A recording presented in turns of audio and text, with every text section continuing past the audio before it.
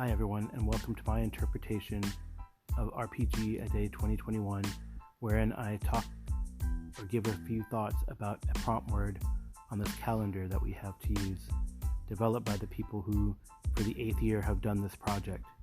Originally I intended it to be like one take, but things are malleable. I've added recaps, I've added callbacks, so here we go.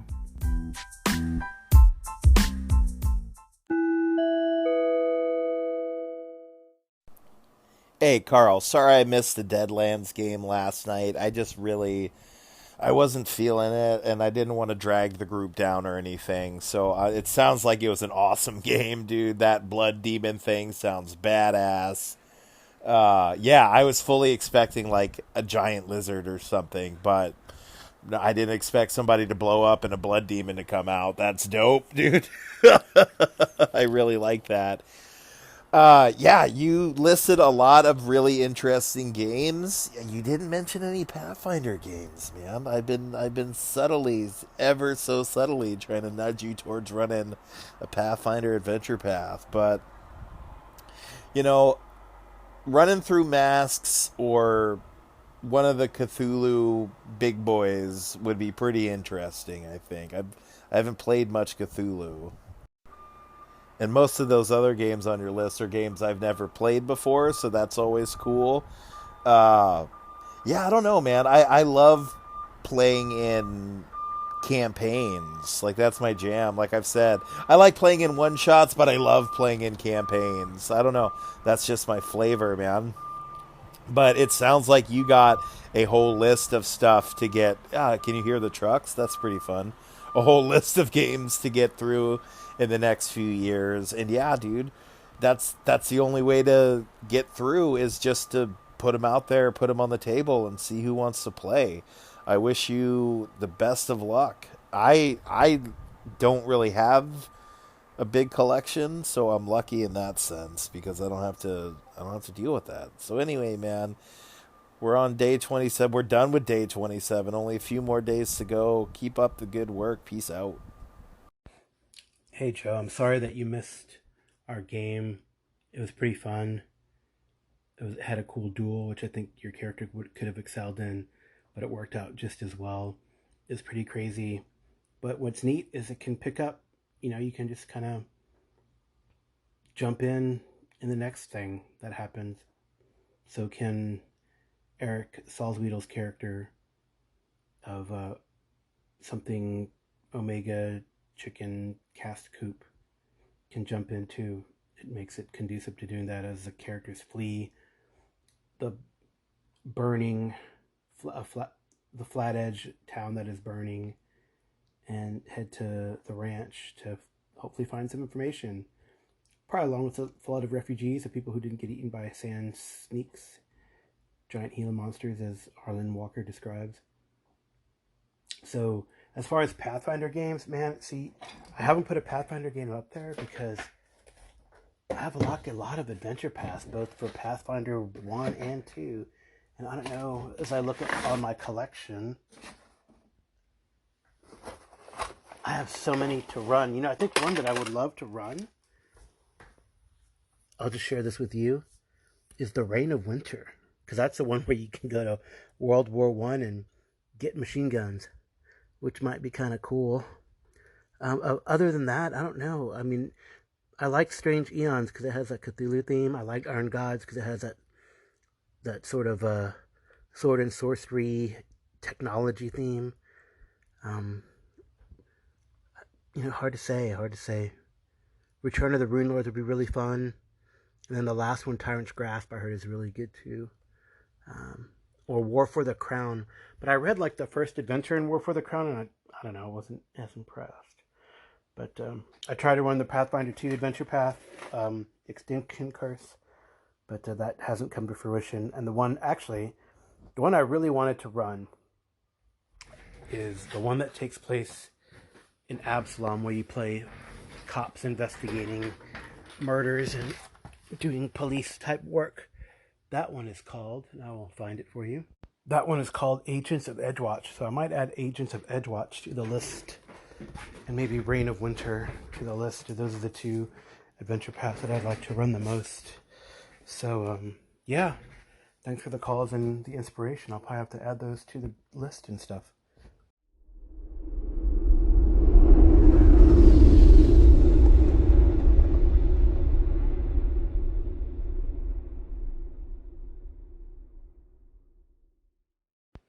Hello and welcome to RPG A Day 2021. Today is August 28th and the prompt word is solo. I'm going to try an experiment here and let's see how it goes. I'm going to try to run you through a solo adventure. The adventure is Alone Against the Flames. I'll read some, I'll pause some, I'll let you know what my roles are. I don't know if I'll actually do actual roles, but we'll see how this works. It is guerrilla recording on my phone. It's not subject to the wonderful editing that a lot of you podcasters might do. But let's try this out. The sun is high in the sky, a merciless ball of heat. You feel scorched by the time you reach the bus halt in front of Osborne's drugstore. It's a relief to put down your heavy cases and take off your hat for a moment. You fan your face. It has been a long summer here in your hometown, and yet curiously an empty one. You look across the street at the grubby butcher shop, the grocer's with its faded awning, and the shabby tobacconist. Mistrustful faces glare at you as they pass, eyeing your clothes and luggage. It was your parents' choice to live here, not yours. You are happy down south as a child among Providence's white-walled houses and leafy churchyards. Perhaps this new job in Arkham will supply the change you need. Yet everybody you know in the world lives here. You know nobody in Arkham. Not one soul. You ask yourself one last time if you're doing the right thing. The answer is here. None of your supposed friends have come to see you off. You are alone. Whatever challenges lie in Arkham, it will be a new life and a brave one. A small gray motor coach approaches and rattles to a stop. You put your hat back on and pick up your cases. Go to page 263. Technically, it's not page 263, it's entry 263. Two young men with sullen expressions alight from the coach. One looks you up and down before heading away. The driver also steps down, glancing at you before crossing the road to visit the tobacconist. When he returns, he is rolling a cigarette between his yellowed fingers. He gives it a final twist and examines you as he reaches for his matchbox. He is a thin man in his 50s, dressed in a stained shirt with a bus company emblem, yet his eyes are sharp in their dark sockets. Where to? You show him your ticket for Ossipee. From there you will connect to Rochester and Portsmouth before the coastal line to Newburyport and finally Arkham. You should be able to afford a rail ticket for at least some of the way. Otherwise, this will be the first among many long bus trips. The driver scratches a match and lights his cigarette. The end flares as he takes a draw. Then he exhales and gestures to the back of the coach. Luggage rack's up there. So here I'm instructed to look at my investigator, and then I have it says to look at the characteristics. Interesting. And I guess we're making a character because the instructions tell me to select my 8 characteristics from an array of characteristics and then go to entry number 8. So here I will do that and get back to you. So I made him a big man, and I assigned my stats as follows: strength 80, con 50, size 60, dex 60, appearance 50, education 40, intelligence 50, and power 70. The driver smokes and watches as you drag your case to the back of the motor coach. The rack is set inconveniently high on the vehicle. You get a grip on the heavier case. And then it instructs me if my size is 40, go to one place, and if my size is higher, then go to another place. My size is higher than 40, so I go to entry 38. The driver continues to enjoy his cigarette, watching with keen interest as you struggle with the case. You grit your teeth and heave the second one into place. Perhaps the residents of Arkham will have better manners. Go to entry 233. The driver flicks the cigarette into the gutter and steps into the motor coach. Its engine coughs into life. You board, grateful that you will be the only passenger for the initial part of the trip at least. With mixed emotions, you watch from the window as the tired avenues of your old home slip behind you, receding into the distance. For a few minutes you can see the church spire over the brow of the low hill. Then the road dips and it too is gone. Arkham is your new home. You will travel there and make a new start. Now that it instructs me to do some of the derived statistics, so I will do that. So I did all the derived statistics. It just asked me to make sure my sanity was equal to my power, and my magic points were 1/5 of power. And then I did all the halves for the hard success rolls and the fifth for the extreme success rolls for all the stats. Now it instructs me to go to entry 134. The coach putters through the countryside. At first, the interior is stifling and your stomach lurches with every bend in the road. However, the driver opens his window, and by switching seats, you find a spot where the breeze hits your face. You seem relaxed into the journey, observing the quaint little hamlets that the coach serves. A heavy-set woman boards on one settlement and gives you a polite nod. She sets off at the next one. The road rises a little, passing cornfields and orchards. The leaves are turning, and the trees are alive with glorious reds and golds. You have just begun to doze, and the driver takes a tight bend at speed. Now I'm asked to do some more derived statistics and calculate my luck. And then make a dex roll, which I will do. So it asked me to derive my hit points, which is going to be adding size and con together divided by 10. That is a total of 110, so 11. And then doing my luck, I rolled a 14, multiply that by 5, and I get 70. So my luck is pretty good, but then I roll my dex, and although my dex is 60, I failed. I got a 63, so I will go to entry 59. A desperate yell awakens you. I must have fallen asleep. You feel yourself slide from the seat as the driver spins the wheel and the motor coach plunges off the road. Too late, you reach for the seat in front. You fall into the aisle and your ribs crash against the edge of the seat opposite. Breath rushes out of you. The coach stops with a thump. Your driver leaps from his seat into the road. As you sprawl dizzy in the aisle, you hear a string of incendiary curses. The driver climbs back into the cab and sees you on the floor. He looks concerned, assists you back to your seat. You see what happened now. A Fordson tractor has stopped in the road, and he had to swerve to avoid the steel obstacle. Sorry, he says. All them fields, and he has to pick the road to park. You all right? You don't think anything is broken, but you'll have a colorful bruise for the next few days. He backs the coach up a little and threads it around the tractor, glaring at the farmer. I lose 1 hit point. So I'm down from 11 to 10 hit points. Now I go somewhere else, entry 71.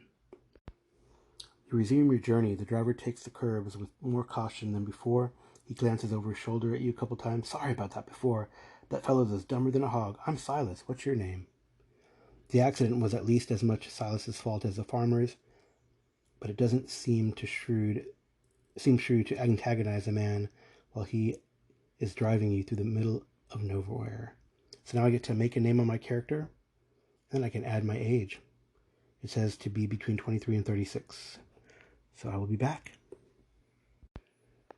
The coach turns onto a narrow road which weaves uphill through the woodland. Silas becomes chatty. I do tell him my name. My name is Jim Otto. Going to Arkham, eh? Can't say I've heard of the place. Went to Boston once. Didn't like it. Too much hustle and bustle. You got family there? Someone special waiting? The afternoon wears on. You see no harm in confiding in Silas about your new life. A job, eh? What's your line? So I get to choose a job between antiquarian, doctor of medicine, journalist, private investigator, or professor. I don't know. Jim Otto's pretty big. Somewhat average on other things. Maybe PI is the best way to go. I think I'm going to go private investigator. So I go to the entry where I'm supposed to go when I pick private investigator. And here it goes. It reads, you skirt around the details of the profession in your usual way, mentioning only that you have helped the police to clear up various problems in the past. Your heart pounds a little faster as you think of the post you have secured at the Blackwood Detective Agency. You've had enough of investigating marital infidelity, and bank clerks on the take. It sounds like the Blackwood Agency is just the opportunity you need to cut your teeth on some real villainy. Silas narrows his eyes, but he says nothing. Now it tells me to fill in some other things. Fun. Oh, now I get to pick my skills and do my credit rating. And then I go to another entry. Okay, I picked all my skills. I have occupation skills are art, craft, photography, disguise, law, library use, psychology, spot hidden, and one of the following: charm, fast talk, intimidate, persuade. I took charm. And then I get one as a personal specialty, which I took as unarmed combat. and then it asks you to allocate a set of numbers, 170, 260s, 350s, and 240s among those skills. So I have art, craft, photography at 40, charm at 60, disguise at 40, unarmed attack at 50. So that'd be like fighting, brawl at 50, that is. Law at 50, library use at 50, psychology at 60, and spot hidden at 70. So now I go to this place, entry 128. You realize Silas hasn't made a stop since the incident with the tractor. The motor coach winds its way uphill. However, your thoughts are interrupted as the road crests a ridge and you are treated to a magnificent view of the vista below. A creek snakes through the valley, breaking the rich autumn palette of the tree line. In the distance, the white mountains rise into hazy cloud. There is no settlement, not even a cabin, as far as the eye can see. Birds drift through the treetops, and you can just make out what might be 2 white-tailed deer lingering out by the water. Perhaps you are making a mistake by moving to the city. Could you survive on your own in this lush wilderness? Now it's asking me to choose 4 skills which are not occupation skills, and these are my personal interest skills, and I can boost each of these by 20 points based on the base number they have. So I'll do that. For those, I chose dodge, which goes to 50, firearms handgun, which goes to 40, first aid, which goes to 50, and stealth, which goes to 40. All right, the motor coach rattles on through the hills, and Silas lapses into silence.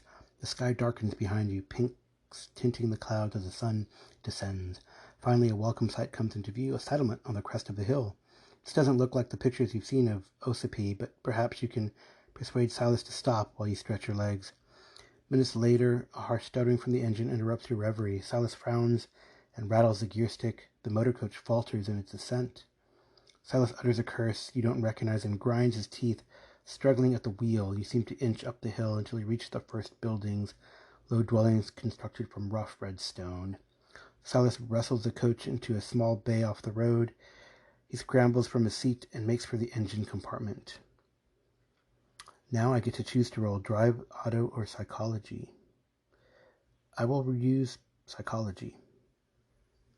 Looks like I need to get a hard success. I do. I needed a 30 and I rolled a 10. So let's see what happens. I go to entry 162. You sense a falseness in Silas's actions. He is acting. Either he is not as aggravated about the breakdown as his behavior suggests, or perhaps the breakdown itself is an act. If this is a ruse to make you spend your time and money in a local shop, he will be sadly disappointed on your purchasing power. I can check my psychology since I successfully did it. Now I will go to number 194. Silas opens the engine compartment open and sticks his head inside. The hot metal pops and sizzles. He pokes at various components and withdraws and wipes his brow, smearing it dark with grease. I ain't sure what's wrong. Might be the oil pressure. Might be something knocked off kilter when we took that spill. Can't do much till the engine cools neither, and with the light failing, I reckon we'll be here for the night. He wipes his hands on the rag. The shadows from your surroundings are already long, and the air is chilly. You feel stiff from the journey, and a night in the rickety coach sounds unappealing. Silas sees your dismay. This here is Emberhead, miles from any place. I only come through here twice a week, but the folks are good people. May Ledbetter keeps a spare room. She'll look after you. Up that alley, turn right, first house on the left. He scratches his cheek, looks again into the engine compartment, and spits on the ground. Meet me back here at 8 in the morning, and we'll see how's we stand. So I can go to May Ledbetter's house, ask Silas where he will spend the night, challenge Silas about his breakdown. I think perhaps I will challenge him, since I did make my hard psychology roll. So I go to number 257. You confront Silas with your suspicions. His brow darkens, and he shows a mouthful of twisted teeth. Ain't that just like you city types, he spits, thinking the worst of a man after he's gone out of his way to attend to your comfort. He stalks around the back of the coach and hauls your bags from the rack, dumping them on the ground at your feet. Take them! Otherwise, I guess you'll be accusing me of thievery in the morning. He marches off into the darkness, raging. Well, that could have gone better. But hey, at least he knows, right? Go to 267. You drag your cases between the sullen buildings. You feel surprisingly weary, considering you have spent all day sitting down. Silas's directions lead you to a modest dwelling with a slate roof. A nameplate reads Ledbetter, and underneath, a sign in neat copperplate reads Lodging Room. The lane around you is gloomy, but a lamp flickers in the window. A breeze chills your face. You're not about to begin your new life sleeping in the street. You rap on the weather-beaten door. This is where Jason would call out, "Railroad, railroad," because I guess the Ledbetter place was Quantum Ogre. All right, I'm going to number 4. After a moment, you hear footsteps inside the house. A bolt is drawn back, and the wooden door swings open. A figure with loose curls and a rough-looking house dress peers at you. Her gaze takes you in your traveling suit and your case. Her voice has a slight Irish lilt. "Hello, should I take it that you're looking for a room for the night?" You inquire out to her rates, suppressing a grimace. As far as you've seen, the village does not offer you many alternatives. "Oh, you'll find them very reasonable. You look tired. I'm May. Come inside and we'll talk over a cup of tea." The Ledbetter house feels cramped with a low ceiling and simple fittings, but it is well kept, and a cheerful fire crackles in the grate. The aroma of tea is soothing, and the cup warms your fingers. "Have you come to Emberhead for the festival?" asks May. "Then I have a choice to explain what happened with Silas, or to ask about the festival. I think I will ask about the festival." "Well now," says May, "I suppose the festival is about the only reason to ever come to Emberhead. I thought you had maybe come to study it or take photographs. Well, it's not tomorrow night, but the night after. I suppose it looks very strange to a passerby." May tops up your tea. The spout chinks against your cup. "We've got the beacon, you see. One night every year there's a torchlit procession. We light the beacon on the cliffs. We've never seen the like of it. They say it keeps the spirit of the village alive for another year. It's a celebration." "A celebration." She tails off for a moment and blinks. "But you didn't come here to listen to me blather, and you must be hungry. I can rustle you up a bit of stew. How would that be?"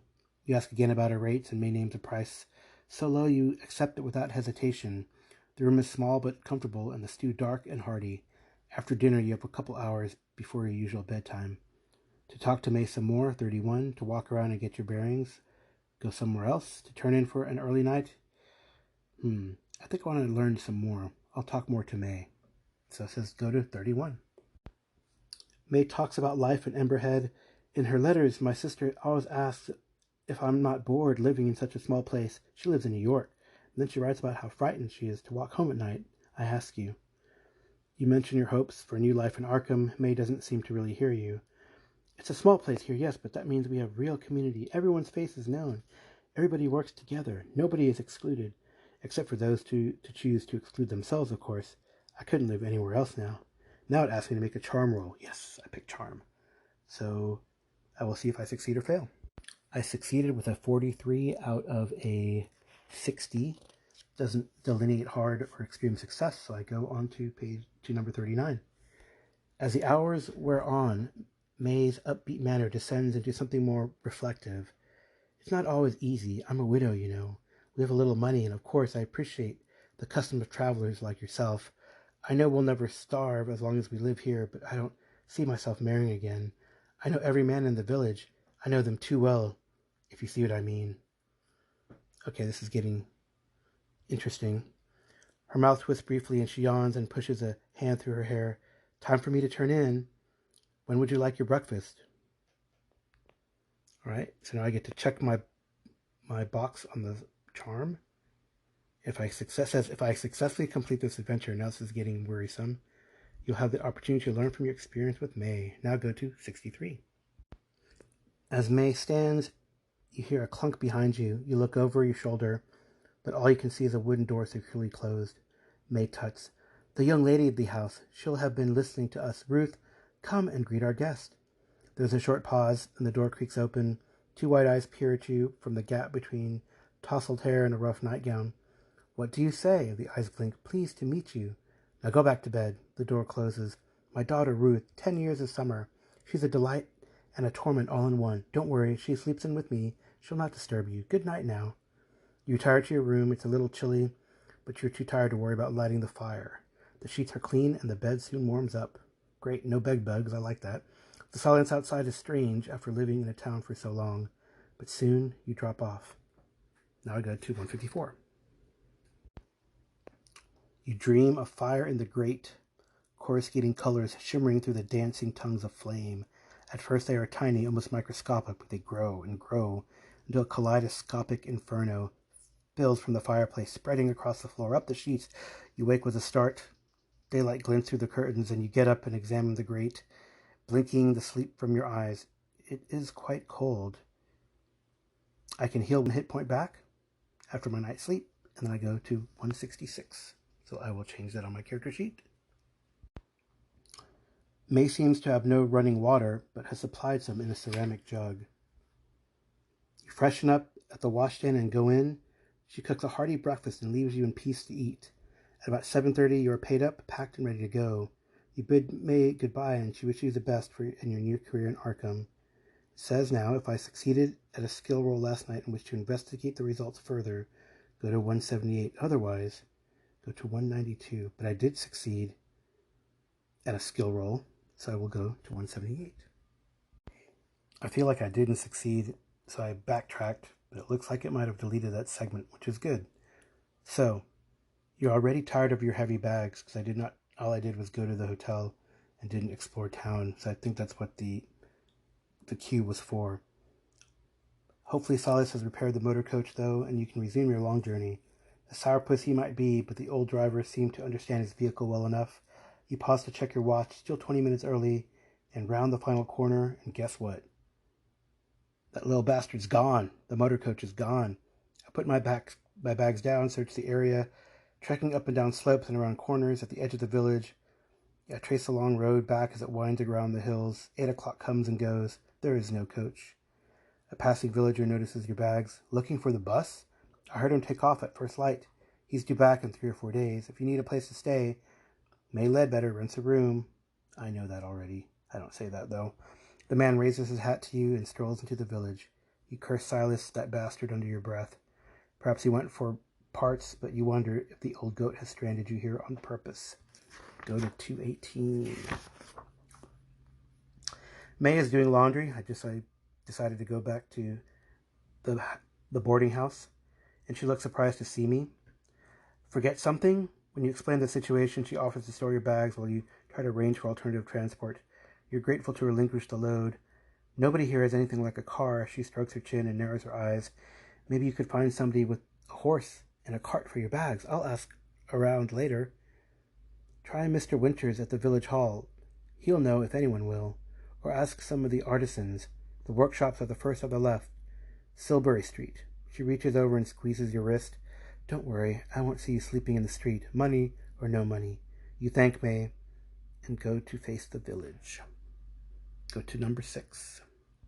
Cool, now I'm exploring the village. You wander the streets of Emberhead without any particular destination in mind. The village is built on a relatively flat upland with splendid views. To the north, the hazy tips of the White Mountains reach for the heavens. To the south, the sparkling waters of Lake Winnipesaukee touch the horizon. The village itself is less than 5 minutes to cross from edge to edge. You arrived on the winding road from the west. The only other road leads to the south, following a lower ridge of land as it turns east. In the southwest of the village, an open grassy space borders a ruined church, its graveyard cresting the cliffs. To the northeast, the 3 main thoroughfares meet at a raised black metal structure. It looms stark against the blue sky. Now I get a choice. I can ask about transport, look for the village hall, walk down to the lower level, examine the metal structure, explore the church, look for local people with their own transport needs. I think I'll go to the general store to look for transport. So I think I want to get out of here and go to Arkham, though these places are curious. Okay, I'm going to check out the transport hall, and maybe I can come back and check these other places. Gotta get out of this little town, right? The general store is on the corner beside the main road, just before it plunges to the south. The shopkeeper is a brisk, immense lady with a starched apron and strong shoulders. She looks at your unfamiliar face. Transport? There's a motor coach comes through twice a week. I roll my eyes. Missed it, hmm?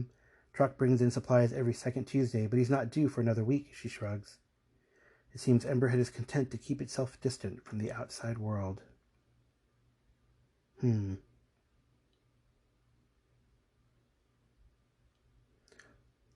don't know. I think I'll be good. It says I can buy something, but I think I'll leave. Now I'm going to go to another place. It says to go to 25. You're beginning to get your bearings in Emberhead. Where would I like to explore some more? I think I'll ask local people, try to talk to them about their needs before I do some exploring on my own. If I'm stuck here, I'm stuck here. But let's check it out first. So I'm going to go to number 96. Look for local people with their own transport needs. You can hear me actually flipping pages now. 96. Not so far from the Ledbetter House on the north side of Silbury Street, there's an open courtyard. The rhythmic tattoo of a hammer seems to announce your approach. The courtyard is the busiest location you have seen in Emberhead. It is bordered by a ring of workshops. Some are brick buildings, some only rough huts. A blacksmith ceases to hammer, thrusting something red and glowing into the bucket of cold water. A weaver looks up from his loom, blinking at you for a moment before returning to his shuttle. A potter, engraver, carpenter each work in their own space, exchanging friendly banter. You move among the artisans, chatting about their work. Eventually, you bring up the question of export. Some of them send occasional packages of Silas. Some restrict their custom entirely to the villagers. You receive no suggestions about alternative support. I can make a psychology roll to see if they're hiding anything. If I succeed, I go somewhere. If not, somewhere else. I will roll here. I make it a 50 out of 60, so I'm going to go to 106. One of the workshops is shut up. When you stray close to it, the repartee between the craftspeople becomes awkward, almost forced. Interesting. Now it says go to 25. I already checked psychology, so I don't get another check. Well, it wants me to go to another place. You're beginning to get your bearings in Emberhead. So I think I will go, I don't know. I'm going to roll 1d6. I'm going to roll randomly. 1d6 for the structure. 1 to 3 structure. 4 to 6 church. I rolled a 1. I'm going to go check out the large metal structure. I think that's what everyone wanted me to go check out, right? You walk up the approach, the most central of the village's major streets. It points directly at this odd metal structure. As you emerge from the shade of the nearby buildings, you are greeted by a magnificent panorama spread from the north to the southeast. The last colors of fall tint the hills in a sleepy gold. The structure, by contrast, is made from uncompromising iron, singed black. It supports an immense curved platform at the level of your head. Further, struts snake up to a central point. It looks like they may have been some kind of sculpture at one time, but are now twisted and melted beyond recognition. An older gentleman passes, looking up at you with rheumy eyes. Are you here for the festival? That's the beacon. When they light it, night after next, you'll be able to see it 10 miles away. He gives a little nod of satisfaction, then moves on, leaning on his walking stick. Now you notice a bundle of wood tied and stacked against the buildings nearby. Perhaps this festival would be an interesting diversion, but you really need to get to Arkham as soon as possible. All right, now I get to try my spot hidden. If I succeed, I go somewhere, otherwise somewhere else. Well, I put a lot of points in spot hidden, so I got a 48 out of 70. So I get to check that box, and I go to 69. As you walk away from the iron structure, you notice something strange about the construction of the village. All the wooden dwellings are concentrated in the west and southwest. To the east and northeast, closest to the beacon, the buildings are formed from dark brick and clay. Does this mean the settlement began at Beacon and then spread west? I can check my spot hidden. Now I go back to 25. So back here, it wants me to check out another place. It says once I've tried 4 options, I go to 3, but I've only been to the general store, asked for local people, and the structure. So I will check one more place. I'm going to go check out the church. Seems very odd. So I'll go check out the church. You cross the street towards the church. As you glance to your left, your gaze alights on the large metal structure. Something bothers you about its positioning. You look You back up and look again. Yes, Emberhead's central thoroughfare points directly at the structure. This seems too precise to be a coincidence, so now I guess it comes to me. You press on and draw into the shadow of the church. The building is in sorry state. The top of the steeple is missing, a ragged gash of splintered boards marking its absence, and the floors beneath it have collapsed. It appears to have torn through the roof of the main building as it fell. Only the back half is still intact. The white paint which once covered the church has yellowed and peeled. It seems safe enough to explore the rear section. Old pews are stacked against the wall, choked with mildew. Most of the windows are broken. You guess the church has been disused for about 20 years. There's little more of interest to you. Asked me to make a ride roll. It says I may have a bonus dice to roll the 10s. So let's see, because my ride is not very good. Yeah, I got a 98 or an 88, so I don't make it. All right, well, I guess I'm going back to 25, and then that tells me to go to 3, since that's already 4th places. So I go to 3. Your morning exertions have left you hungry. You roam the streets of Emberhead looking for sustenance. There is nothing resembling a cafe like in my hometown, or anything that might be called a restaurant. So it looks like I got to get supplies from the general store. When May Ledbetter comes down the street with the girl trailing in her wake. This must be the Ruth that I noticed this morning. She races past her mother and approaches me with a smile. It does seem different than the Ruth who was at Shy Creature last night. As May reaches me, she stops and stretches her arms in celebration. She looks up into your eyes. Abruptly, the smile drops from her face, and she looks several years older. She says, "Get out before the festival. Get out." She blinks hard, then scuttles back towards her mother. Wow, that was Ruth. May approaches, wrapping an arm around her daughter's shoulders. She smiles. "How are you getting on? Have you found transport?" Startled, you explain the frustrations of the situations. "Yep, I haven't been able to get it, May. Can't get that transport. No one's coming back here for a week or next week."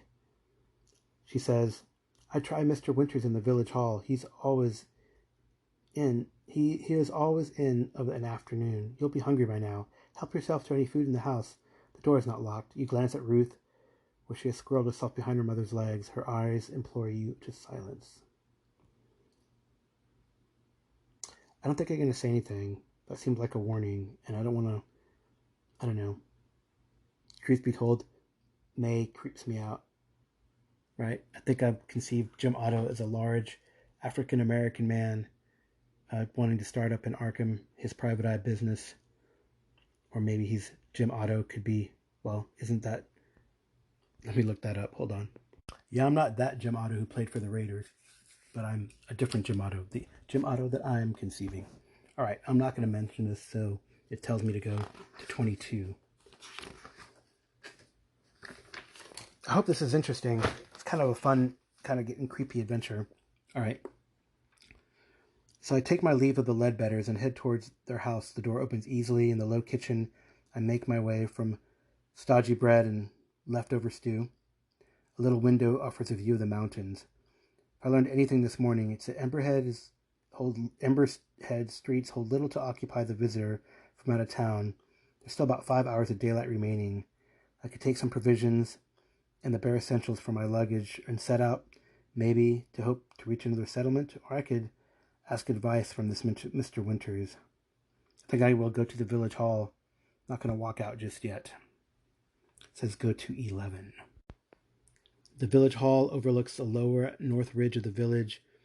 I walk along Silbury Street to find it conscious of the oppressive black metal structure framed at the end of the road. The shutter halls are open and some windows left ajar. There is no knocker, but a little bell over the entrance tinkles as I push the front door. Inside a sturdy door to my right is marked private. To my left, an opening leads to a bright room. You take a few steps inside, benches line the walls, and there are 2 notice boards mounted between the windows. I think I'm going to look at the notice boards first. The floorboards creak beneath me as I cross the room. I feel a slight spring in my step. Perhaps this room is used as a gymnasium for the children. One notice board appears to be for the adults of the community and one for the children. The former looks to be neglected, featuring handwritten advertisements for household items and a yellow note about telegraph pricing. There is nothing about a festival. The children's noteboard has a schedule for weekly crash services, and a number of paintings obviously done by the children themselves. Most are incoherent, though colorful. As best I can tell, they depict fireworks, maybe a tale of Joseph from the book of Genesis. One has lost a pin and hangs upside down. It shows a giant bird attacking Emberhead, or it might simply be that the artist has not yet mastered the subtleties of scale. I can make a spot hidden roll, so I will roll that. My spot hidden is 70, and I rolled a 21, so I got a hard success. That doesn't matter, but I succeed, so I go somewhere to number 30. As the afternoon sun hits the floor, I notice something curious. The boards under the windows are newer than the boards in the center of the floor. The frames also show signs of having been replaced in the recent past. Perhaps rain leaked in and rotted the wood. Before I can check on that, however, the door scrapes open behind me, and a middle-aged, bespectacled gentleman appears in the doorway. May I help you? I explain why I'm visiting on May Ledbetter's recommendation. May sent me. Oh, well, I'm Clyde Winters. I'm not sure I can help you, but would you care for some coffee? I'm partial to a cup in the afternoon. He gestures to the door open behind him. This seems like a worthwhile opportunity. I guess I'm thirsty. That's what it says, so I go to 43. I step through the door marked private. The other side of the village hall is in marked contrast to the public space. The room is compact, lined with the shelves of books and file alcoves. One corner is reserved for a tiny pantry and what is presumably a water closet. I study Mr. Winters as he fills a percolator. Although thin on top, his hair is oiled and neatly swept back. His suit is a sober affair and a well-tailored, even if cut. Even the cut is a little old-fashioned. A lesser man working alone might have loosened his bow tie for comfort. He wears a bow tie. Don't trust him. On the desk against the opposite wall, you notice what looks like a telegraph set. I'm going to make small talk with Winters. I can do that or check out the telegraph, but I will make small talk first. So the pot begins to gurgle as I exchange pleasantries with Mr. Winters. Living here, it's a trade-off, like so much in life. He looks past you at the high shelf. I could wish for access to a proper library, of course, but I know myself well enough. I'm strictly a dabbler. In the cities, his face wrinkles in distaste. Too many people, everyone rushing and shouting. We have a special place here in Emberhead, and someone must accept responsibility for keeping it so. That was my father before me, and now the duty falls to me. He lifts his chin and straightens up. This evening, as the sun sets, look out at the landscape around the village. We have peace up here, halfway to the stars. Are we not privileged? Is this not worth the hardships we must accept? He looks at me speculatively, then this seems a good time to ask about the telegraph, so I do. The telegraph, Much as we value our isolation, we do need to link sometimes. You were hoping to send a message? I must apologize. The line has been down for 2 weeks, of course. Gremlins. I reported the fault, but of course, they're not so speedy when the problem lies in a rural area. I'm expecting a repair the day after next. Coincidence. I do appreciate how frustrating this must be. The coach is due in, 3 days? But I think he's going west. Perhaps he might engage a wagon. One of the farmers might... Well, I've explained to him that I've asked a few of the residents, but they don't have any, it seems. I'll tell you what, Winters pours me a steaming cup of coffee. It smells rich and strong. When the repair crew arrive, I'll ask them to take you back with them. How would that be? They might want $1 or $2 to grease the wheels. The day after tomorrow? Well, to me, it's less than ideal, but it's for the first opportunity. I think I might ask about this library. I do have library use. I'm not well educated, but I must be self-taught. It says I can thank Winters and leave, go to 180, or I can ask about the library. So I think I'll ask about the library. You make a small but flattering remark about a couple of volumes on his shelves. Winters blushes with pleasure. Well, of course, they're not my personal collection. They belong to the village. But I did select most of the recent items. This is a community's library, you see. I put up the private sign to stop people from wandering in meetings when they're in meetings in the other room. But this is really a public space. You scan the shelves. There's a sparse but respectable collection on math, science, passable sections on history and arts, and a shelf of literature.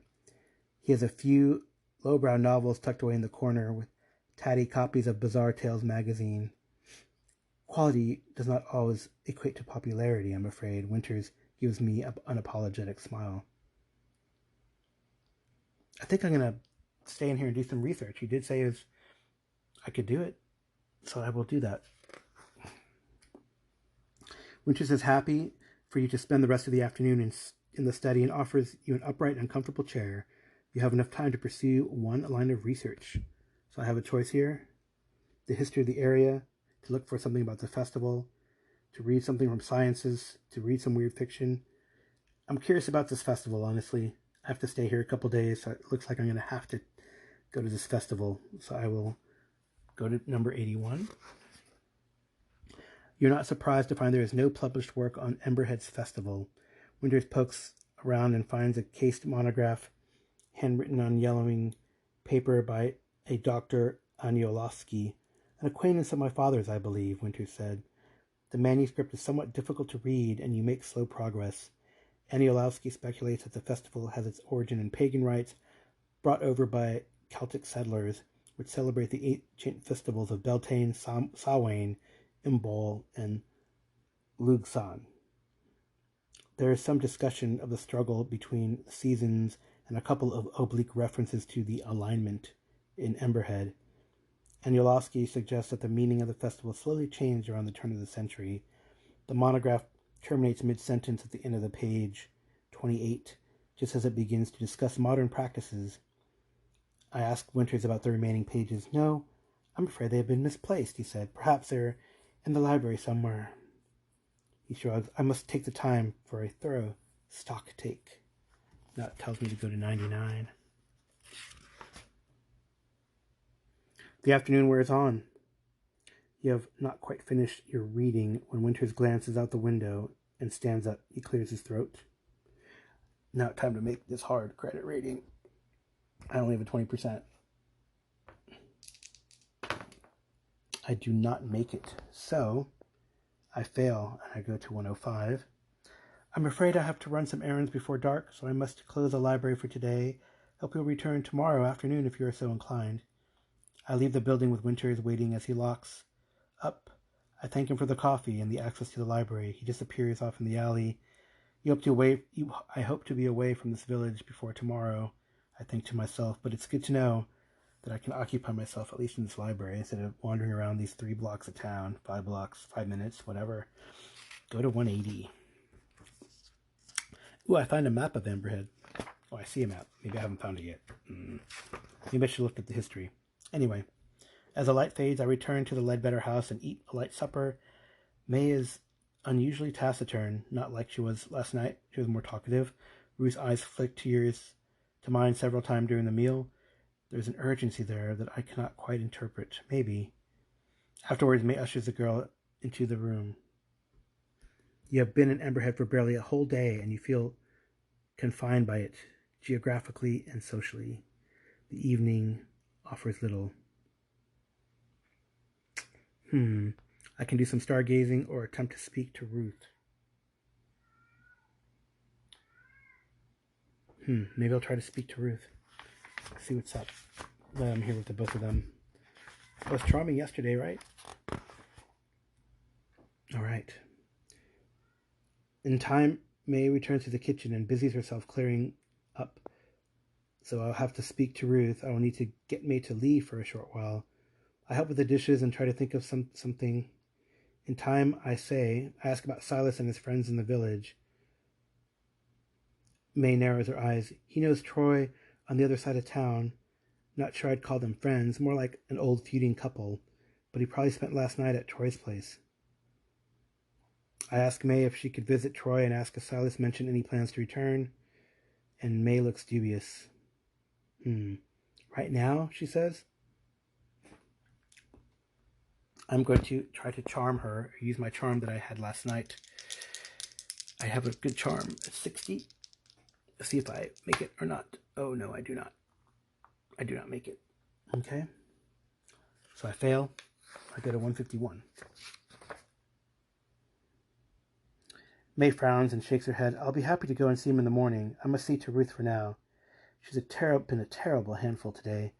Her bedroom door closes with a heavy clunk. Bummer. It says go to 157.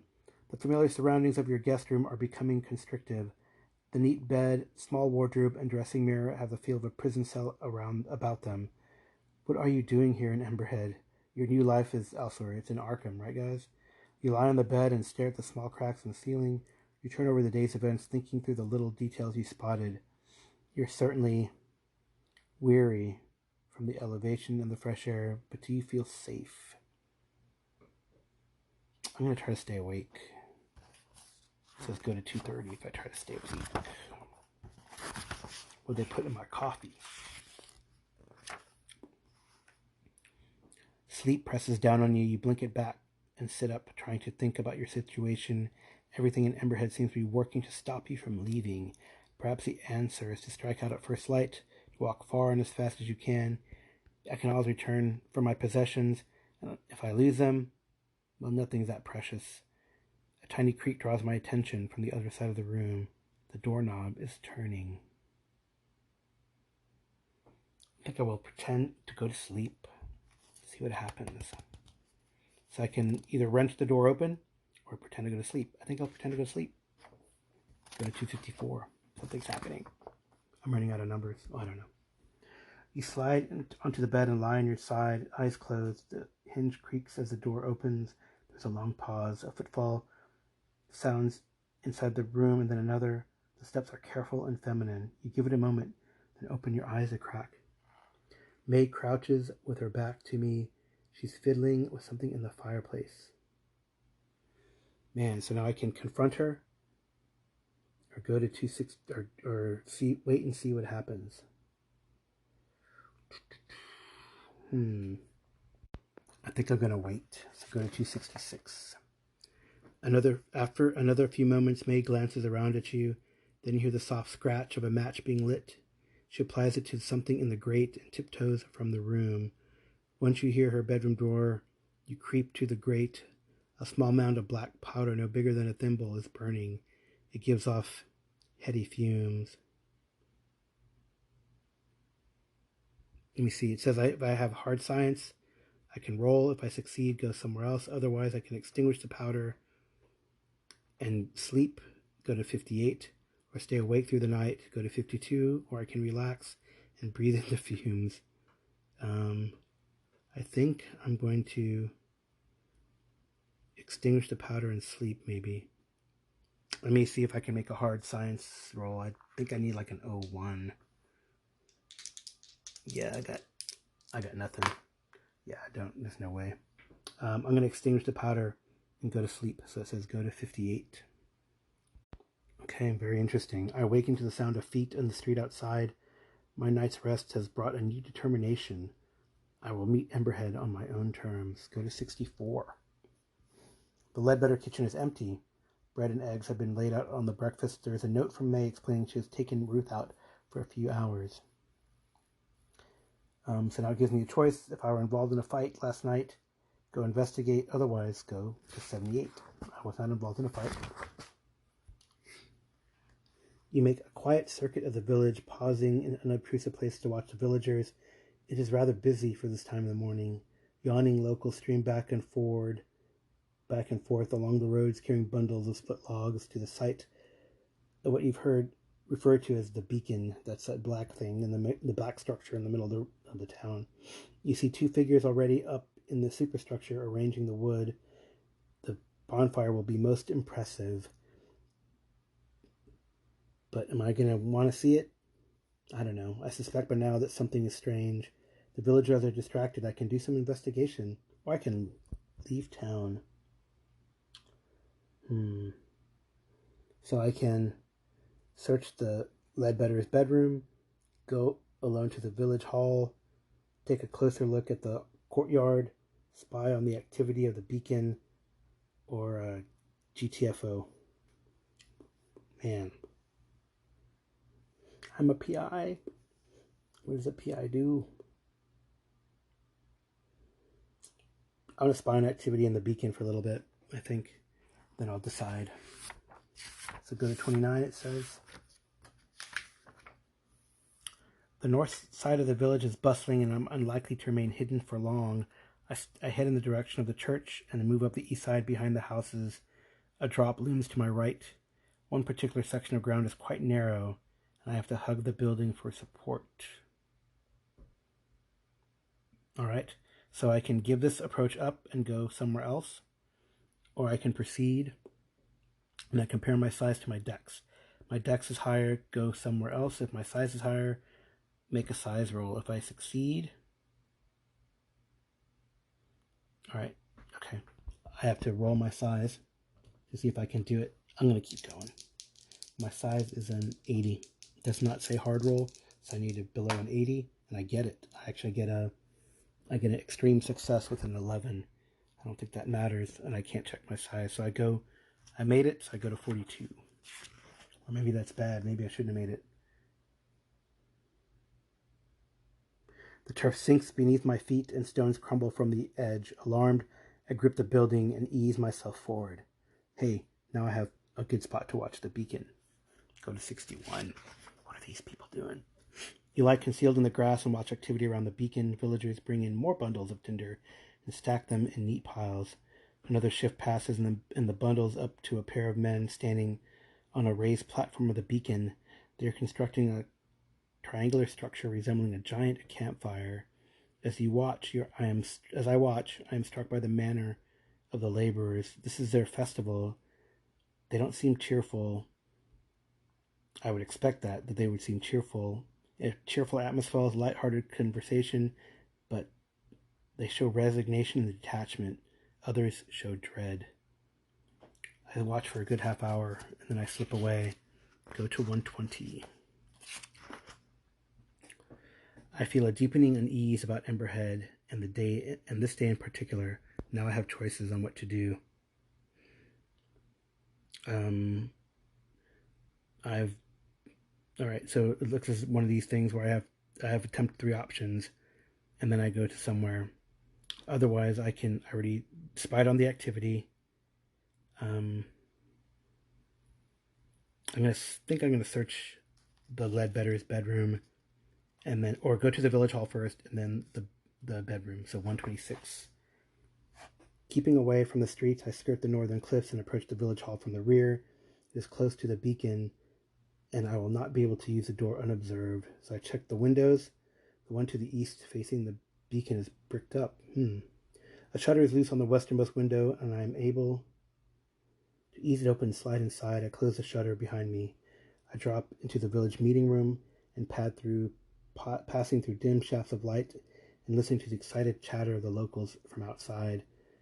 The door opposite reads private. Hearing nothing from the other side, I turn the handle and I go in.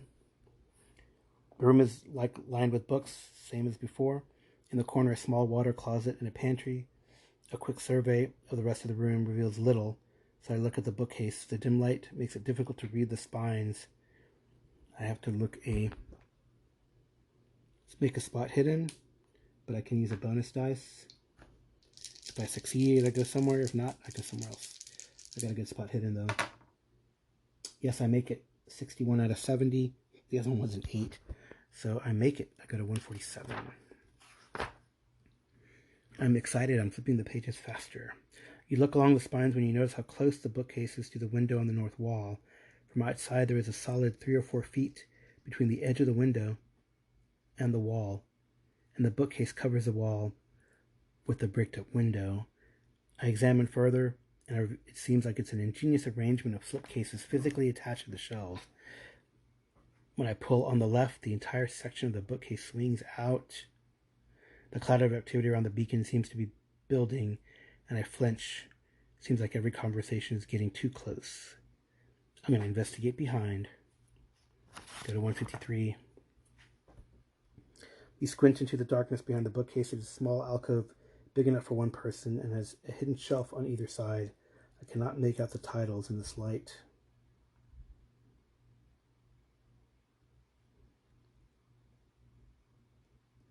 I can risk opening the cliffside windows or grab a few books and leave. I think I might grab a few books and leave. You slip from the building, clutching some of the more portable volumes. In the shadows behind the artisan's courtyard. You examine them. To my disappointment, 2 or 3 are in a script that I cannot read. Another appears to be in Egyptian symbols. There is a spidery handwritten copy of something named the Emerald Tablet. But perhaps most intriguing is a small book of strange poetry bound in black, published in Boston in 1919. It reads, Azathoth and the Others. Oh man. I'm going to have to record this one segment really quick. Oh, I got 5 minutes. I guess you can only record 1 hour at a time. Interesting. The cover reads Azathoth and the Others by Edward Derby. You'll have to hide the larger volumes, but you can pocket the Derby book. Okay, it looks like if I survive the adventure, I can read 171 for more information. Otherwise, now I go to 120. I started another segment because I was afraid I'd get cut off before things were concluded. But I have checked out the library, checked out the activity on the beacon. Now I go back to this one, entry 120, and I need to look at another option. Search the bedroom, or should I try to get out of here? I think I'm going to search the bedroom. That little girl was trying to tell me something. Maybe I'll find something. All right. So I go to 83. Despite her hospitality, I definitely don't trust May Ledbetter. I return to the house quite openly. Where else am I going to go? Inside, the dwelling is still empty. I rap on the bedroom door. There's nobody, nothing. I ease it open. Silence. The Ledbetter bedroom is marked contrast to my own. Neat space. Dirty clothes are piled on the floor. On a rough quilt lie schoolbooks and cheap novels. And I notice a raggedy old doll discarded on the side of the bed. Okay, I'm going to make a spot hidden. See if I see anything. If I succeed, I go one place. If I fail, I go somewhere else. I succeed with, yes, it is a hard success. It doesn't matter in this case. I just need to succeed or not. It says go to 90. Succeed, I go to 95. Okay. I notice scrapes on the floorboards corresponding to the legs of the bed. With an effort, I slide the bed away. There is a rug spread beneath it, and beneath the rug, a trap door. I ease it open. Oh yes, I'm going into the cellar. Go to 114. The daylight barely offers enough illumination to see, but a hot lantern during the daytime would be very suspicious. I squeeze beneath the floor and glance around. My first impression is that May keeps her junk here, for there are many boxes of different sizes piled in untidy heaps. It takes a few seconds for me to realize that they're all traveling trunks or suitcases, about 20 of them. The implication hits me hard. I maintain enough control to check the luggage tags. I count 8 or 9 different names before I stop. I scramble up from the bedroom, close the trapdoor, and return the bed to its place. Yeah, I'm getting to get out of here, man. This is a death trap. I'm going to slip down the east road and flee for good. Do I make it? Do I make it? It says go to 7. As I approach the southern road and descend to the lower ridge, I see 4 villagers blocking the route with farm tools and clubs. I veer off and head towards the west road. My heart sinks. I see the same thing. I am trapped.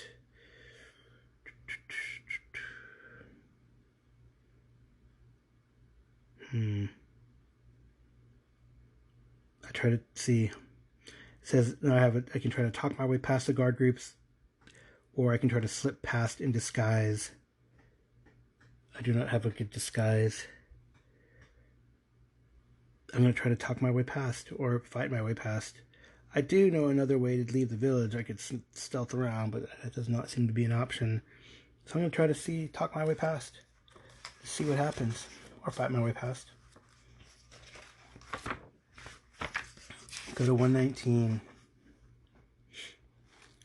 The southern group appears less sharp than the western group. I stride up to them, explain they are needed at the beacon. They look at me dubiously. You offer to watch the road for them and hold out your hand for a pitchfork. Nah, you come with us, says the first one. His ape-like brow bends into a frown. Alright, extreme fast talk. Probably not gonna happen. Extreme, oh man, yeah, there's no way. I need like a 1. I think we can get into a fight. Yes, I do not make it. Go to 139.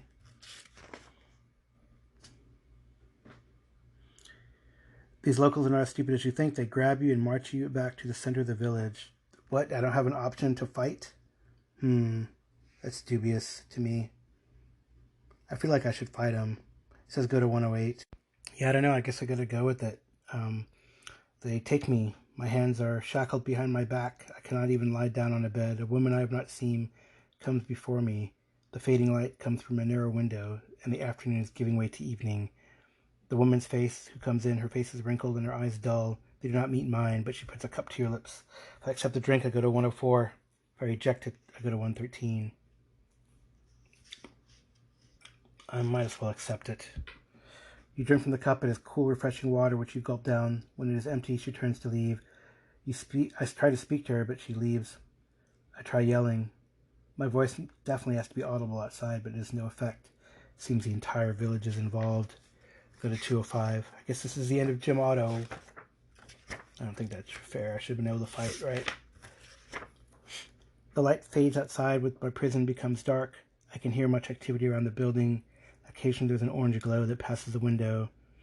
The only comfortable position in the shackle seems to be to sit against the edge of the bed with my arms hanging beside me. I can need to come up with a plan. It seems there's no escape from my bonds. I guess even if I took sleight of hand, which is a 10%, it wouldn't matter, but my strength is pretty damn good. But it doesn't look like I have a choice. I cannot ignore the fact that they spent the entire day constructing this bonfire. Go to 27. The door scrapes, wrenching me back into the moment. Orange light spills into the room from blazing torches held at the threshold. 2 large villagers step up and grab me. At least I think they're villagers. They wear heavy black cloaks. Their faces and hands are painted in black, save for a red triangle on their left eye. I try to drag my legs. I try to drag my legs, but they reach under my arms and lift me from the bed. Outside, it seems the whole village has congregated to see me. Every single one has a blackened face with a red triangle motif. Torches sputter and spill fire. This guy's a racist. You struggle, but you can see physical resistance is hopeless. I am marched to the center of the street. Turn to face the beacon. Go to 117. All right, I'm starting a new section or a new segment because I messed up and didn't record the last couple scenes. So the procession down the approach is slow and formal, save for when I sense weakness and I yank at my captors.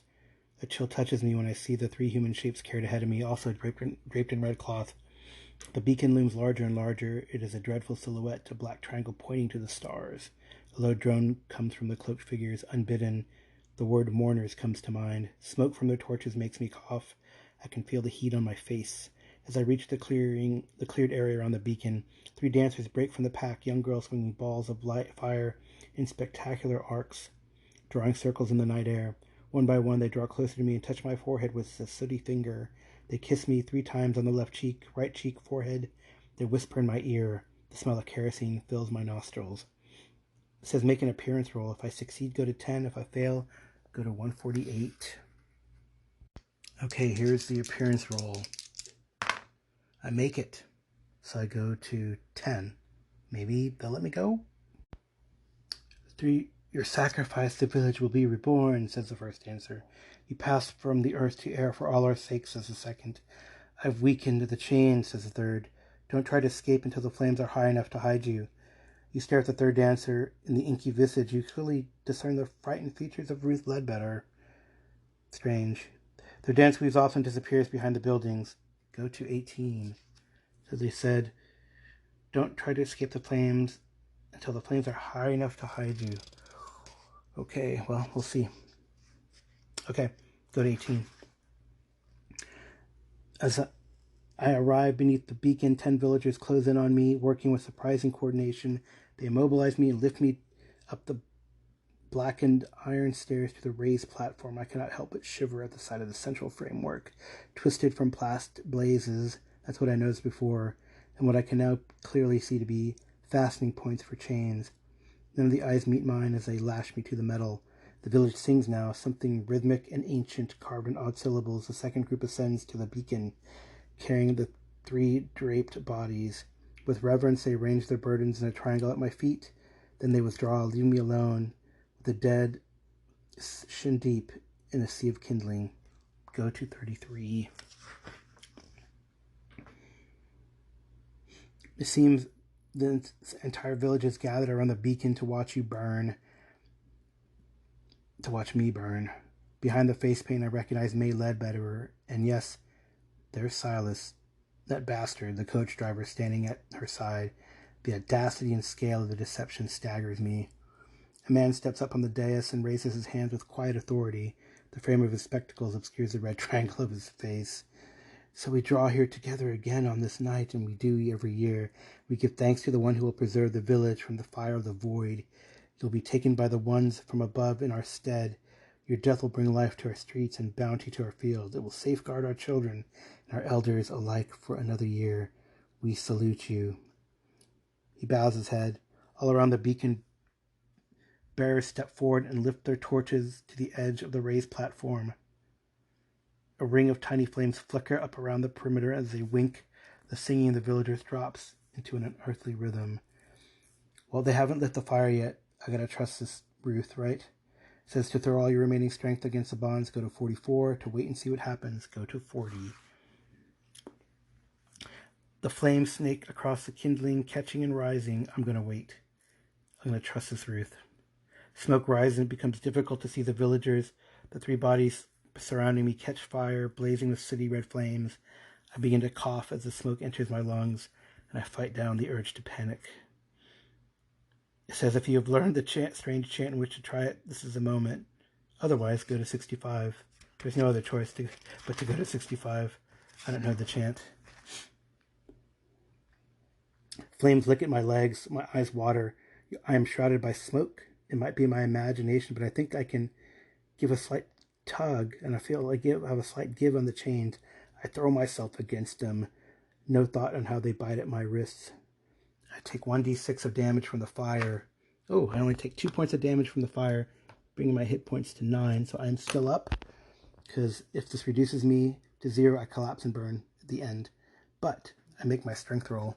I attempt my strength roll, which is very high. I make it a hard success at a 36. Go to 93.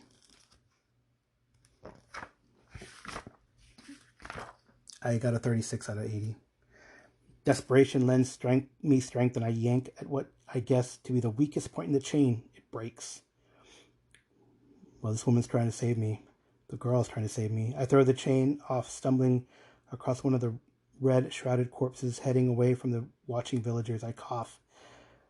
My hair and eyebrows smolder. Oh, I only take 1 point of damage, though. It says roll 1d6. I roll a 1. I am not dead. Otherwise, go to 137. I'm hurting, but not dead. I leap from the conflagration on the far side of the beacon. My heart lurches momentarily at the sight of the sheer drop beneath me, but I land a few inches short of the edge. I roll to extinguish my clothes. My lungs are singed. Everything hurts. The chant of the villagers gathers in intensity. I peer around the beacon. They don't seem to notice me, absent in the billowing smoke. All of them are staring at the sky. I crawl rapidly as I can to find cover in the nearest building. Go to 156.